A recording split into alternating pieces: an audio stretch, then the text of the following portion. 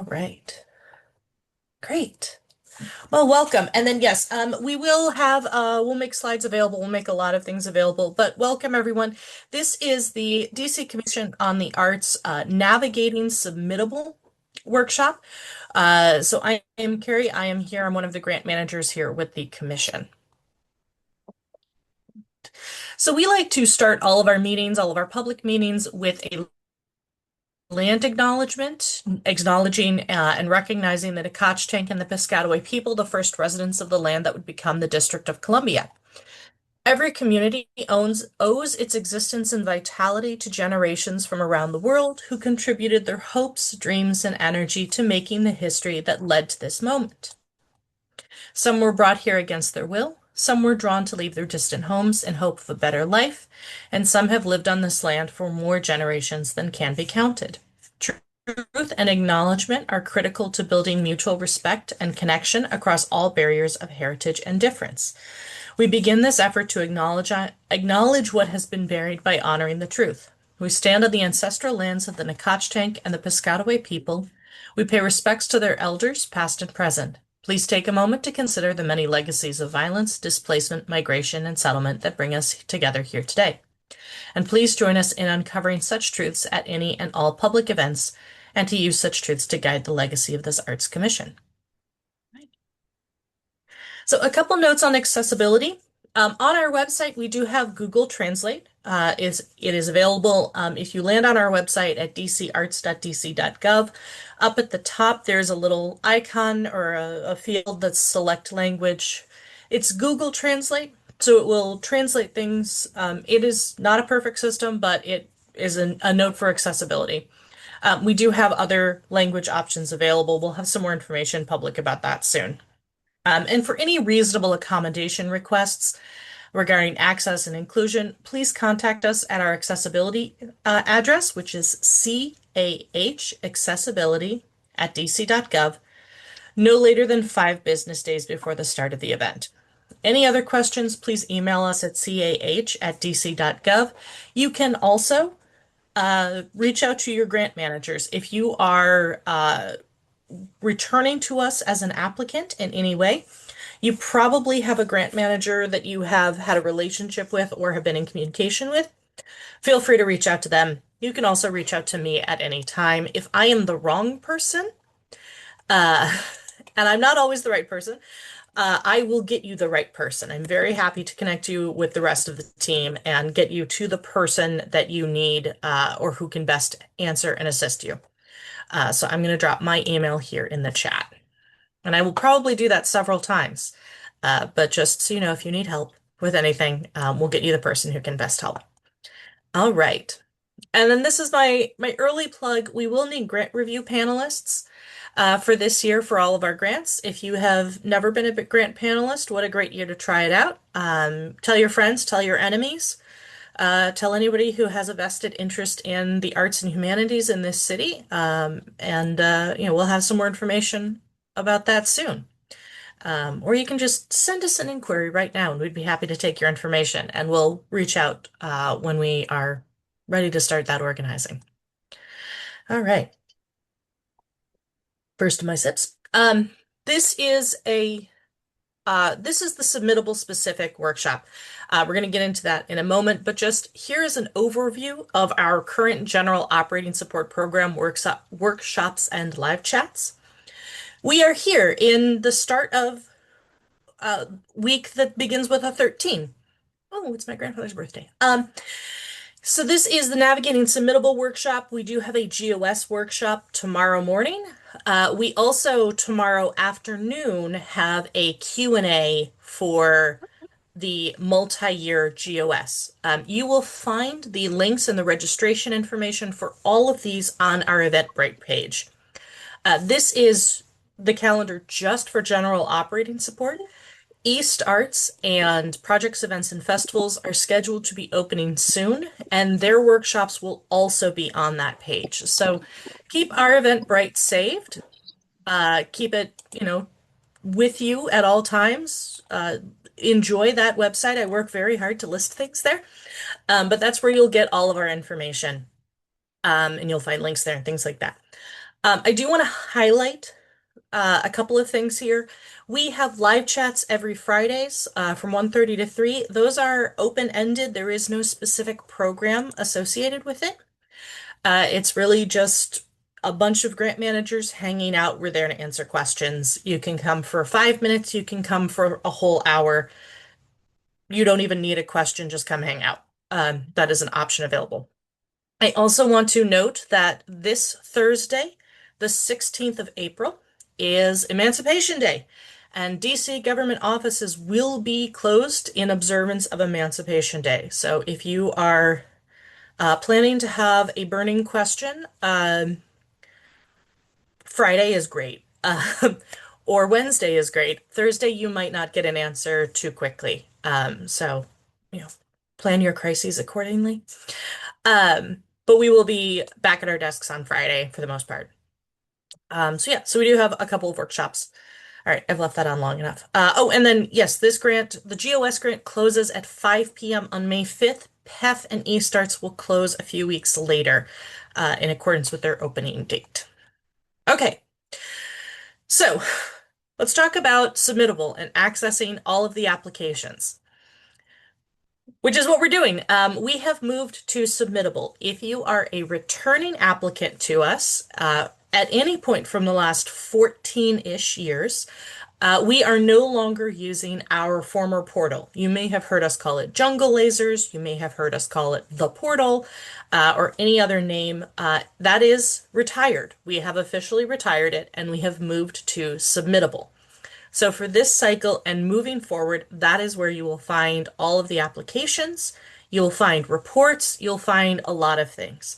So we will not be using that old portal platform. I think you have a brief window where you can access old materials, but we have moved all of the accounts that we had on the former platform onto Submittable. So a couple of things about that. If you have applied to us at any point in the last 14-ish years, you should have had the account moved over, and you should have received an email from Submittable saying that. If not, you want to check the spam folder.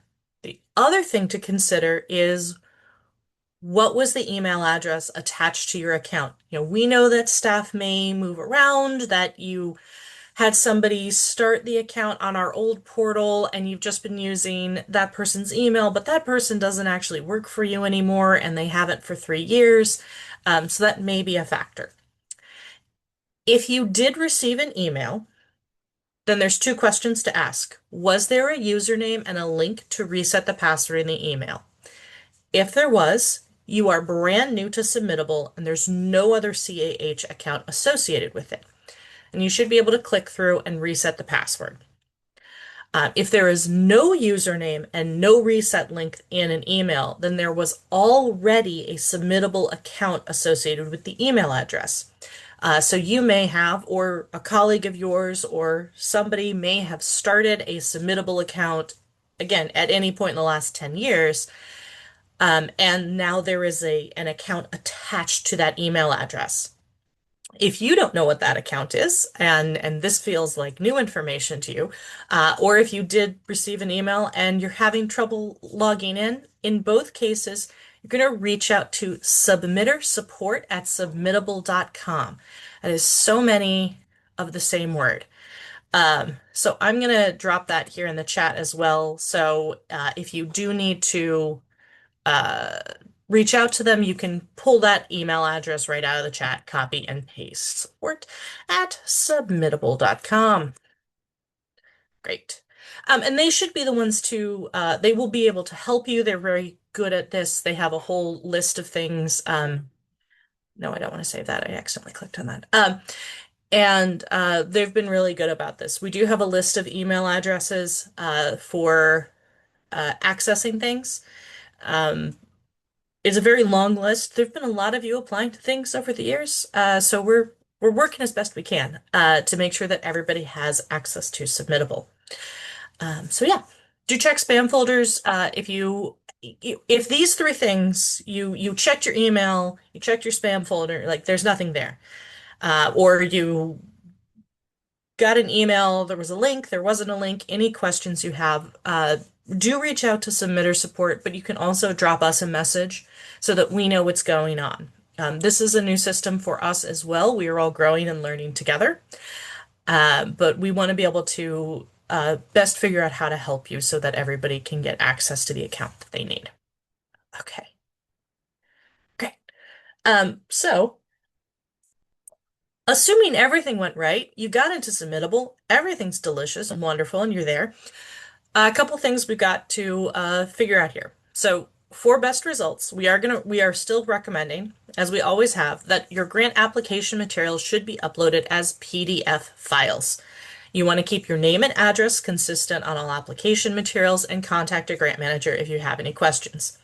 I have been recommending in these workshops, in all of our workshops, that as we move to a new platform, it is a great time to assess your communications and your staff. You know, do you have the right email address attached to things?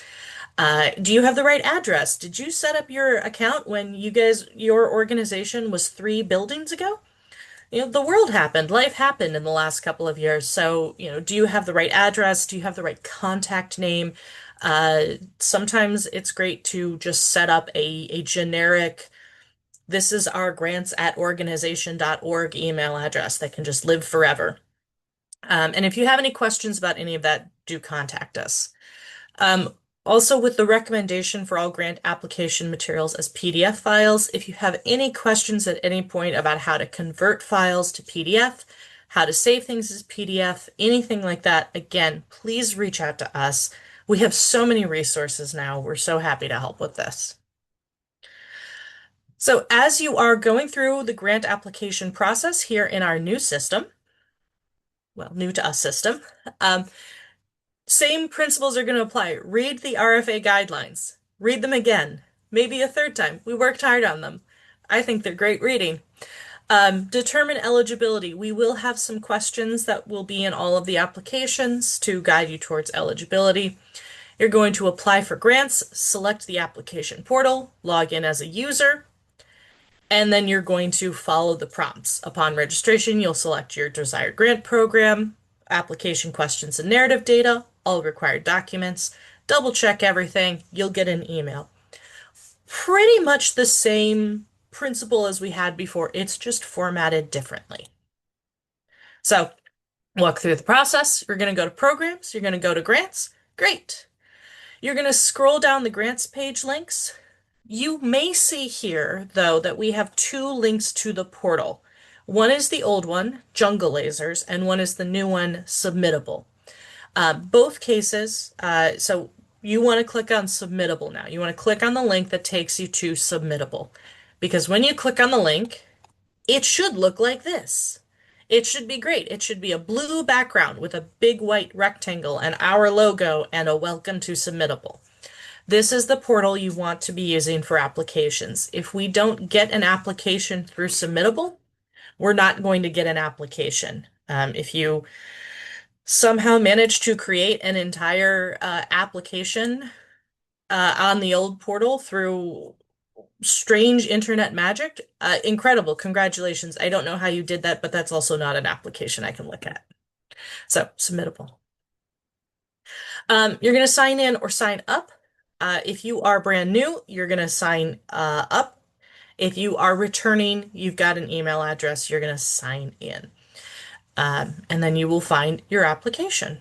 A lot of these screenshots are going to be from one of our prior programs that we ran through Submittable.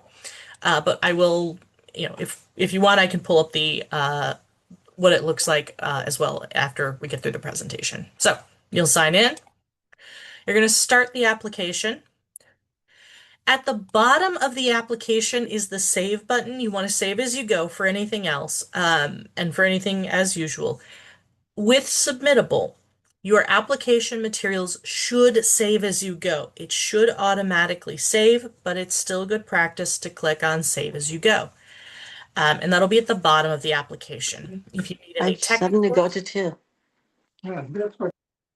if you have any concerns about technical assistance, there's Submittable assistance directly. You can also reach out to the grant managers. We can help.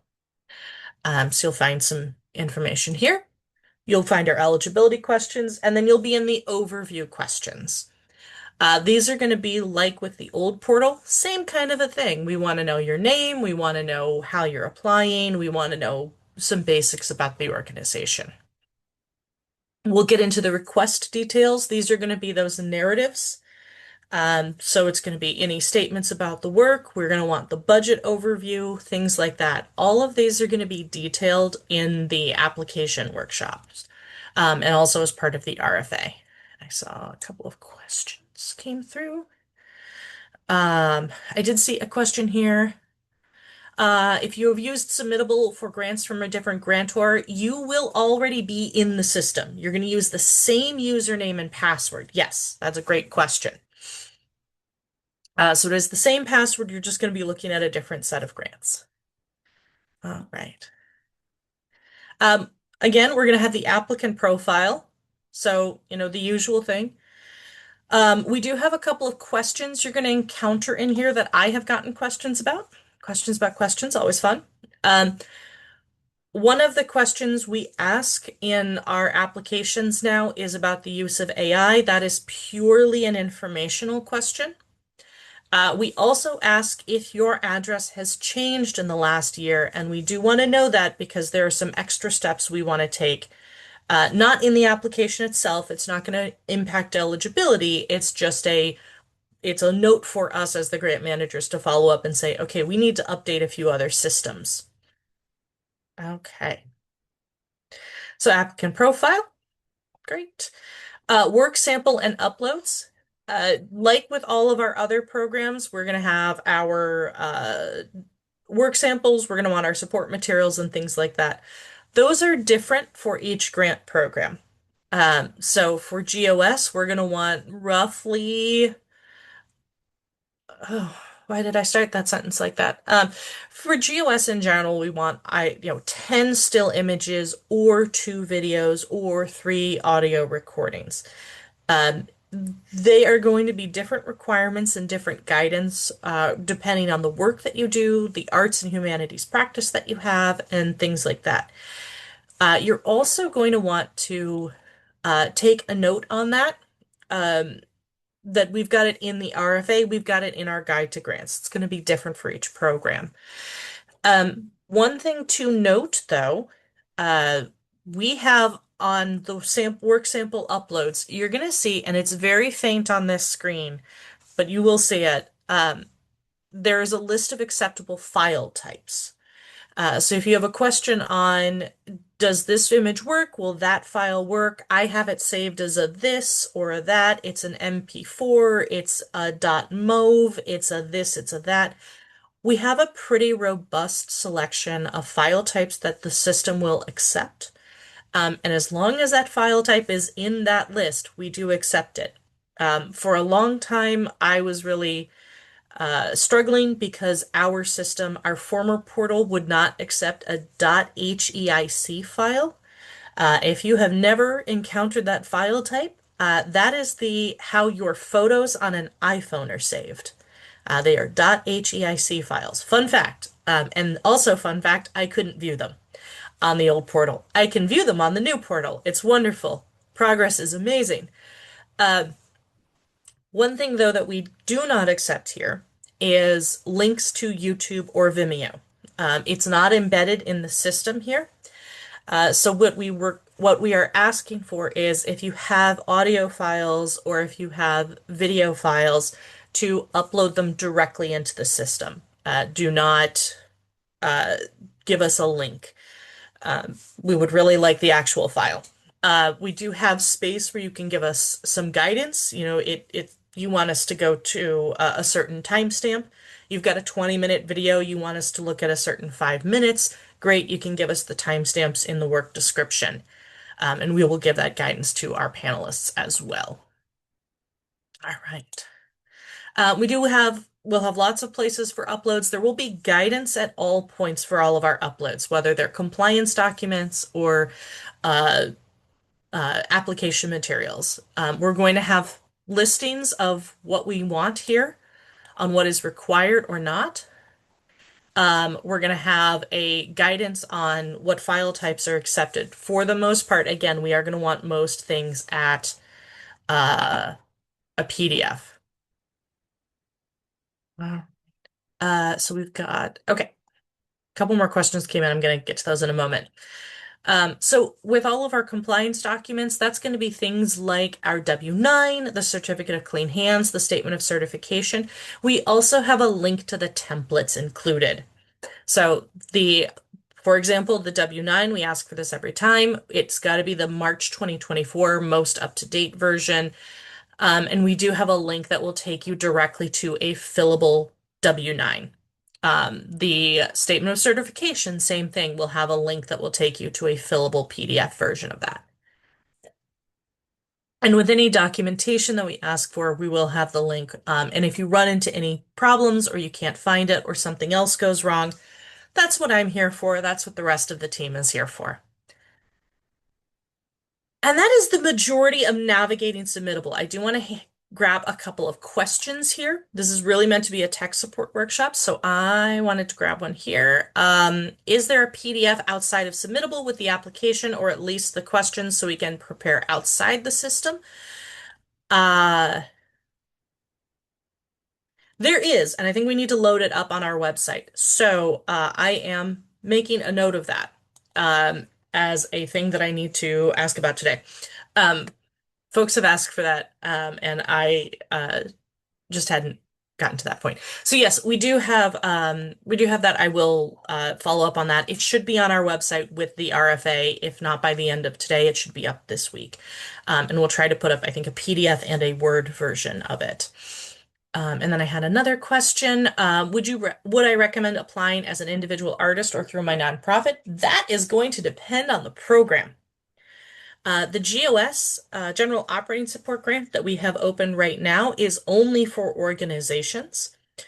The upcoming East Arts Grant is only for organizations, and there's a geographic component to that one. And then projects, events, or festivals, it has an individual and an organizational component to it.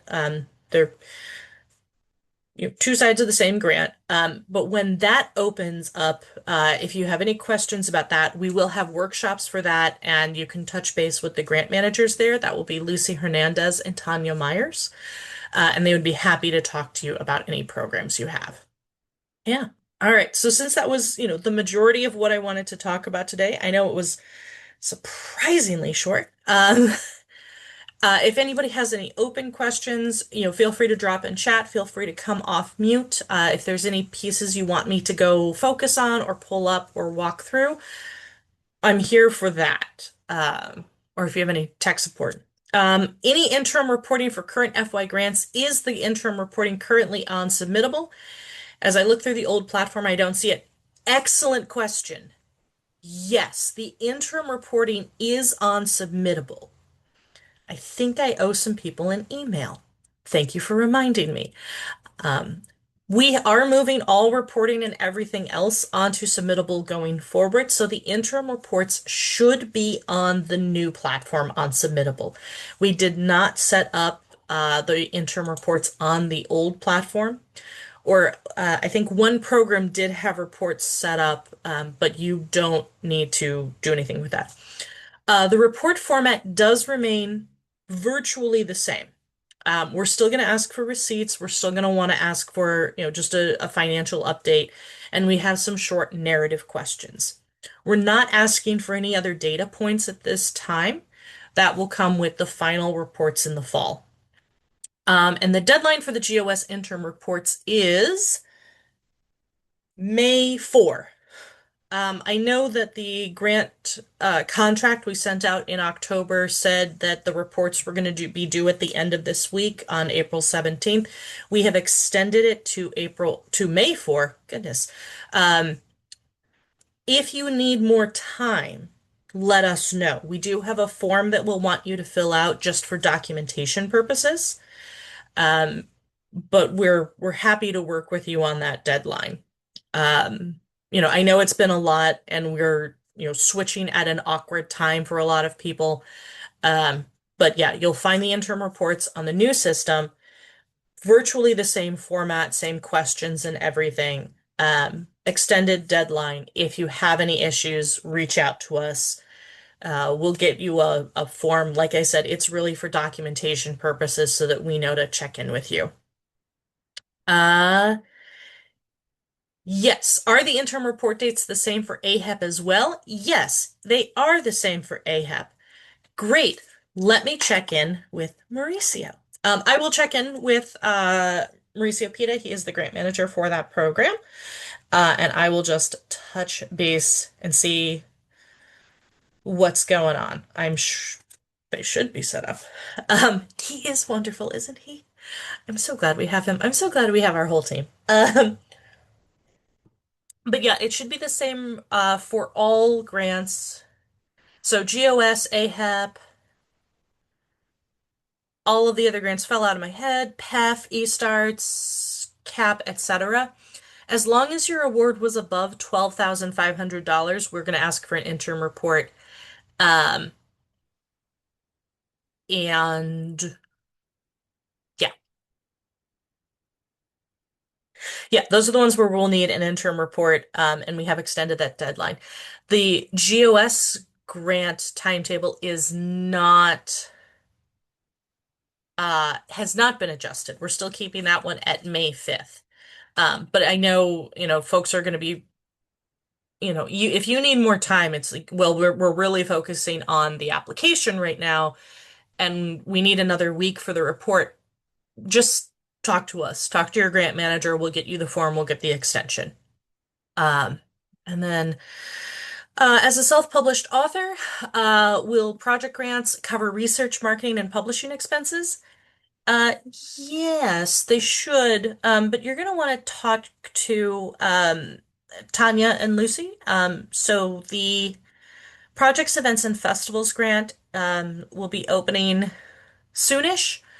We should have that posted on our website. It'll be on our social media. We'll push it out in a couple of places. But when that grant opens, you will want to reach out to them, and I will. Let me put Tanya Myers one at tc.gov. Tanya should be the grant manager for individuals. You can always reach out to her. That it's Lucy dot Hernandez one. I sure hope I got those numbers right. I'm gonna stop sharing that so I can go double check my emails that I got these things correct.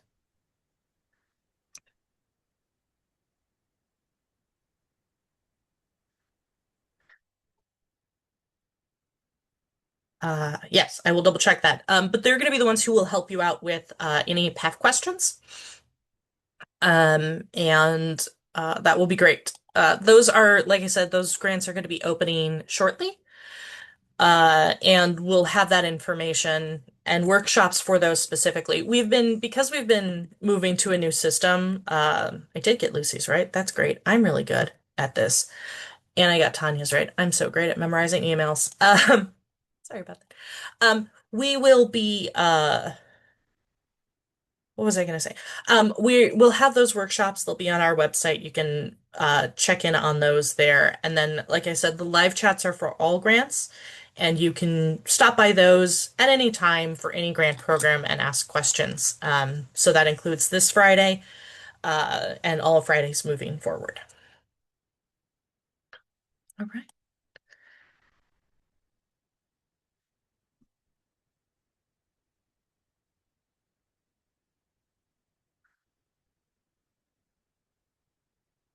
All right. So yeah, I'm here. I can answer any more questions as folks are going. Otherwise, if you are feeling good about things or at least confident enough to make an attempt and see what troubles you can find yourself in, enjoy the rest of your Monday. But yeah, we are here to help with tech support or anything like that. We're also here to help with any grant program questions. Like I said, PEF and eStarts will open shortly. GOS is open right now. We do have program-specific workshops. I think that's what I was going to say. That's right. As we're moving on a new system, we were kind of splitting out the materials so we could have submittable specific stuff help ease everybody into a new system, and then spend some more time really focusing in on the programs in those workshops.